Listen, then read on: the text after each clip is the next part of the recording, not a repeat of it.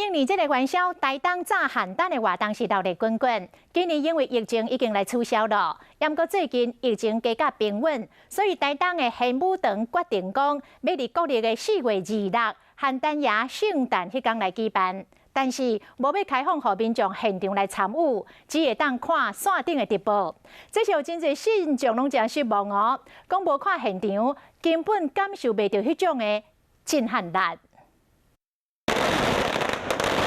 炮声乒乒叫，肉身的邯郸爷徛甲停，接受炮仔的洗礼。一人帮无够，两人做伙帮场面搁较盛大。台东当年元宵的重点节目是炮炸邯郸爷，那电影人士想要参加，连外国学生甲游客拢真有兴趣。因应国内疫情变化，顶个月21，玄武堂讲要停止举办，即马疫情有较回啊，庙方议员唔敢大意。我们就改为农历的3月15号。